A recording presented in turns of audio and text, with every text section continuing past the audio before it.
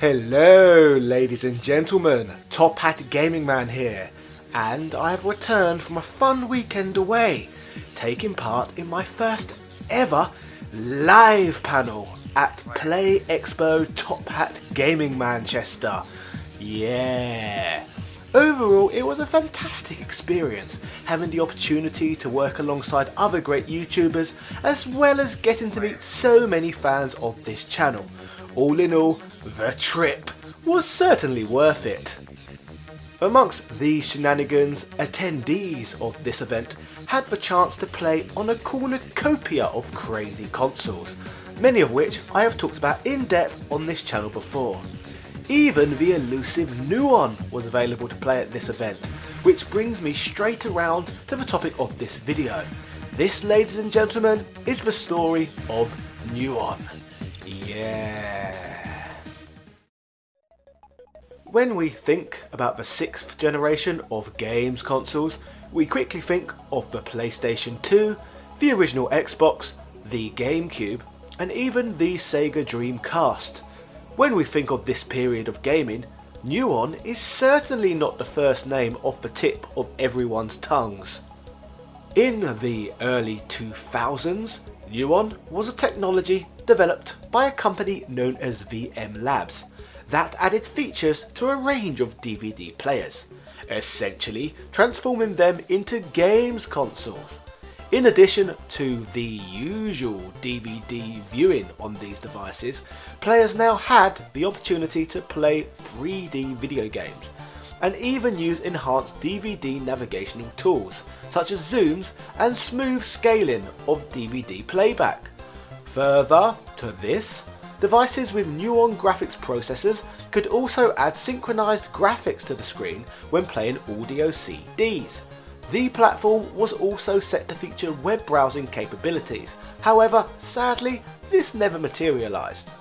So before we look more at these curiosities, let's touch on who VM Labs actually were and why they thought entering the world of gaming would pan out well for the company.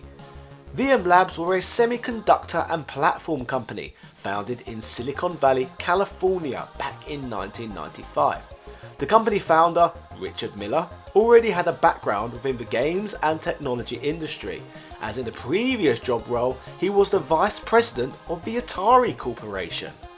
In fact, Mr. Miller, who was a British expat working at Atari, was heavily involved with the creation of the Atari Jaguar. However, after a year on the market, it was clear that the platform was not quite living up to the company's sales expectations. In regards to the Jaguar, Miller is said to have stated that, "We were very proud of it, but it did not succeed because of a lack of content and a chicken and egg issue of getting mainstream developers to support it and having to discount the hardware and all of these kind of things. I was thinking there must be a better way." With this in mind, Miller looked to the emerging DVD technology, left his position at Atari and founded VM Labs. In order to achieve this, Miller even sold his house and began running the company from one small bedroom. Another key player behind the Nuon was in fact fellow Brit John Matheson, one of the main individuals behind both the Atari Jaguar and the cancelled Konix multi-system before it. So you could make a strong case for all three of these British developed platforms being spiritual sequels to one another. To further push the narrative of the Konix, Jaguar and Nuon being intrinsically connected is that a main software developer for all three of these systems was British programmer Jeff Minter. Jeff Minter created the only known game for the Konix multi-system, Attack of the Mutant Camels. He produced Tempest 2000, one of the most critically acclaimed games on the Atari Jaguar, and Tempest 3000 for the Nuon, which I shall go into detail on a little bit later. In the early days, VM Labs had early success with the help of seed financing from Motorola, which included a non-exclusive license agreement for a media processor design. Between 1995 and 1999, the company would successfully produce technology for the likes of Samsung, RCA and others. The positive relationships and trust built with these companies were key when creating deals to implement the Nuon technology into Toshiba, Samsung and RCA DVD players. In regards to the Nuon brand itself, the endeavour was originally codenamed as simply Project X and was first announced at E3 of 1998. In this presentation, a boffin in a lab coat was featured holding a briefcase with the name Project X emblazoned on the front. At this event, Tempest 3000, Virtual Light Machine and Iron Soldier 3 were announced for the platform, leaving Atari Jaguar fans salivating for a somewhat spiritual sequel to their favourite system. Rumours were allegedly circulating that a number of PS1 and Dreamcast games could be ported over to the system in just a couple of months, due to the system's hardware that would apparently give coders the opportunity to create whatever they liked. Hype around this system was built further when, in one interview, Richard Miller stated that our goal eventually is to give game programmers the ability to do Toy Story in real time, so you can interact with it. He also mentions that he wants the Nuon to become the Dolby of interactivity. The Nuon DVD players began to hit North American stores in the year 2000. The Nuon technology was featured in the Samsung DVD N501 and the DVD N2000 model. Samsung released other models throughout other parts of the world, such as Europe. In fact, here is some footage of me peeling the protective film off of one of these many Samsung units, right here in my games room. It is of note that the Samsung Nuon I experienced at Play Expo over the weekend was a completely different model, each of which featured completely different controller designs too. Speaking of the two different controllers I have held in my hands, they were both functional and responsive, even if the aesthetic design of the controllers I had in my games room looked slightly questionable in appearance. As mentioned previously, Toshiba and RCA also released Nuon DVD players of their very own. However, it is also of note that Motorola released what they refer to as the Stream Master 5000, which was a digital television set-top box which allowed the user to experience Nuon games. Whilst the Nuon technology would see a release in the year 2000, the tech was originally intended to see a release much earlier. This large delay was mainly down to software not being ready for the system yet, including enhanced Nuon movies that were originally planned for the system. It would not be until the very end of the year 2000 that even 3 games would be ready for the platform. Away from being delayed for a release due to a lack of software, another huge problem the Nuon brand suffered was that the company did an awful job of marketing their technology, leading to what could be classed as one of the worst games platform launches of all time. The problem was that products featuring Nuon capabilities were not being marketed as games consoles, but something else.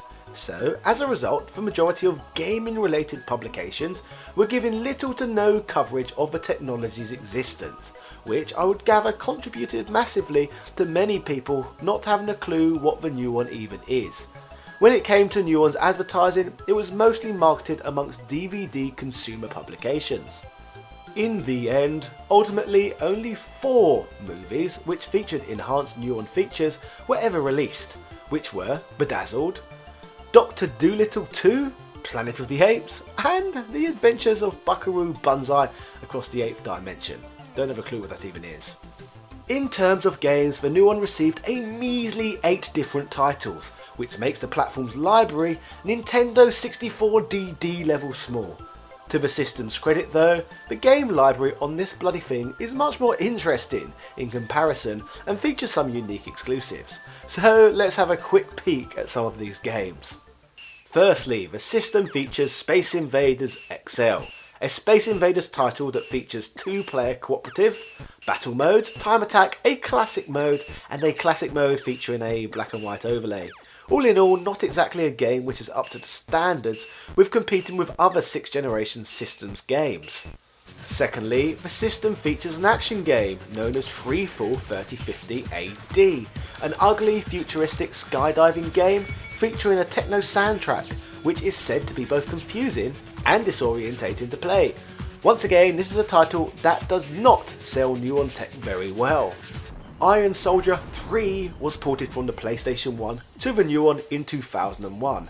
However, the game was said to be later recalled due to some compatibility issues with the title. This one does not look too bad, to be fair, and I suppose it is also fun to see a game on the platform with a name that was synonymous with the Jaguar before it.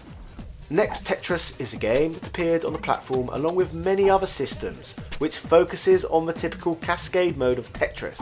Apparently, Next Tetris is only available for the Toshiba Nuon players.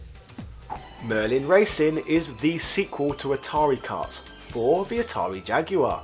The game is said to be okay, and it is of note that another sequel was released for the game entitled Miracle Space Race for the PlayStation 1. According to the information superhighway, Merlin Racing is meant to be the better of these two titles. The last game I'm going to touch on as the grand finale for this video is of course Tempest 3000, which I had the pleasure of playing at the expo over the weekend. This game is a true killer app for the system, and if you are into your ultra obscure gaming platforms, then the quality of Jeff Minter's Tempest 3000 actually makes the system worth experiencing. This trippy, psychedelic delight is the perfect follow-up game to Tempest 2000, which appeared on the Atari Jaguar and Sega Saturn. The bright colours and amazing visuals, in my opinion, make this a must-play game, and truly gives the Nuon a half-decent reason to exist. In fact, it is a crying shame and a half that Tempest 3000 never made it over to the likes of the PS2 or original Xbox, as it would be an essential game to own if it was on either of those platforms.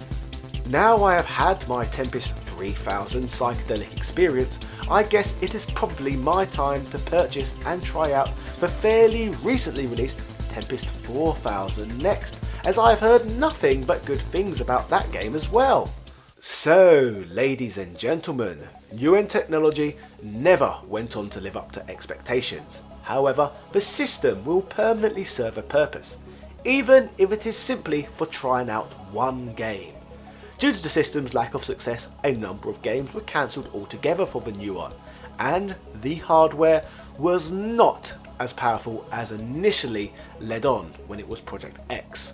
As a result, the company, along with its 50 employees, were acquired by Genesis Microchip in February of 2002, making VM Labs no more. Maybe Nuon technology would have performed better if it was not for VM Labs' fear of being labelled as no more than a gaming platform. But due to this attitude, the platform featured the same fate as the Philips CDI and Commodore CD-TV before it, a platform that suffered a permanent identity crisis throughout its short existence. Thank you for watching today's video. If you feel like learning about the Konix multi-system or what Atari intended on achieving after the Atari Jaguar, then you can learn about the history of both of these platforms right here by clicking one of the annotations preceding this video. It would really help me out if you liked, commented, hit the subscribe button and notification bell so that I can send new videos to your phone each and every week. Finally, my channel Top Hat Gaming Man is funded by the fantastic support I receive from my amazing Patreon supporters, who continue to go above and beyond to preserve this channel's life. So shout outs and a huge thank you to Carl Johnson, Shizuka Kobayashi, JD Robbins, Greg Hooper, Seabass the Great, Since Spaces, Kevin Verhaley, Andrew Bazansky, Edward O'Reilly, Tom Elliott, Mark S. Hines, Quang DX, SpongeMat B, Michael Baker and all of my other patrons. You continue to change my life with each upload. Thank you.